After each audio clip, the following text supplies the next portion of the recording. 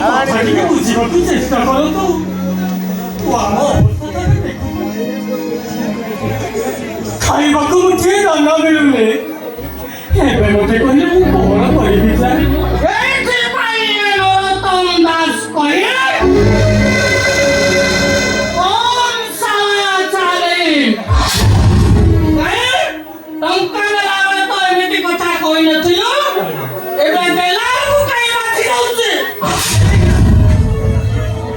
ସେମିତି କୁହନ୍ତୁନି।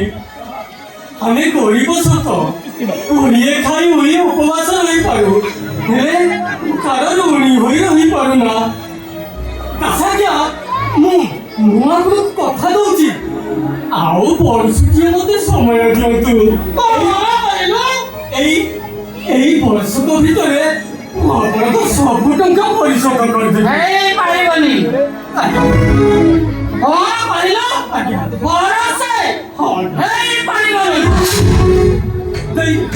ଆଜି ଟଙ୍କା ନେବି ତାପରେ ଯାଇ ଏଠୁ ଯିବି। ତା ନହେଲେ ଏ ଘରେ ମୁଁ ଆଜି ତାଲା ପକେଇବି। ତାଲା ସେମିତି କୁହନ୍ତୁନି। ମୁଁ ଆପଣଙ୍କୁ ହାତ ଯୋଡ଼ି ନେହୁରା ହଉଛି, ଏଇ ଆପଣଙ୍କ ଗୋଡ଼ ତଳେ ପଡୁଛି। ଆଉ କିଛି ଦିନ ସମୟ ଦିଅନ୍ତୁ। ମୋତେ ହେଇପାରିବନି। ଟଙ୍କା ଦେଲା ବେଳେ ଛାପ ମାରି ମାରି ମାରି ମାରି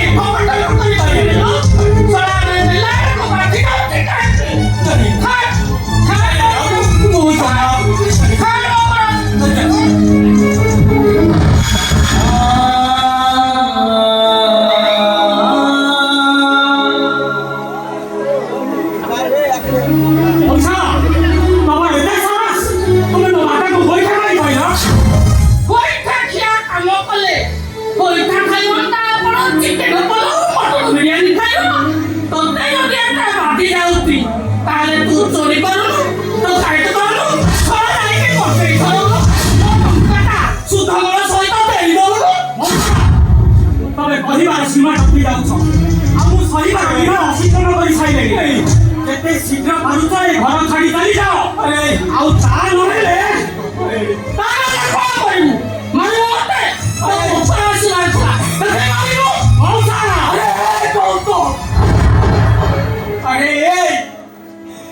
ତୁ ଟିକେ ଚୁପ ହୋଇଯା। ଆରେ କାଳି ତାକୁ ଚାକିରି ଚୁକ୍ତି କରୁଛୁ କହିବୁ। ଯାହା ହେଲେ ବି ଆମେ ତାଙ୍କ ପାଖରେ ମିଳିଯାଇଛେ ତା ବୋଲି ଯାହା ମିଳୁଛି ତାହା କହିଲେ ଆମେ ସବୁ କନ୍ଦିବାରେ ସହିଯିବା ବାପା। ସହିବୁ କାହିଁକି? ମୋତେ ନାଲି ଆଖି ଦେଖେ ମୋ ଉପରକୁ ମାଟି ଆସିବ। ଆଜ୍ଞା ଆଉ କଥା ବଢ଼ାନ୍ତୁନି। ମୁଁ ଆପଣଙ୍କୁ କଥା ଦଉଛି, ଆଉ କିଛି ଦିନ ସମୟ ଦିଅନ୍ତୁ। ମୁଁ ଆପଣଙ୍କୁ ସବୁ ଟଙ୍କା ପରିଶୋଧ କରିଦେବି। ହଁ ପରିଶୋଧ ସବୁ କରିଦେବି।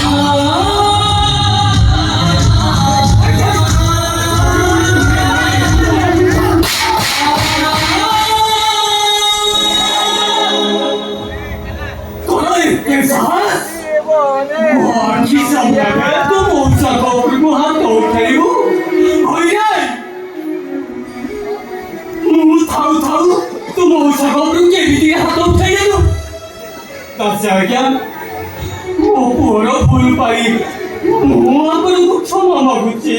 ମୋ ପୁଅର ଭୁଲ ପାଇଁ।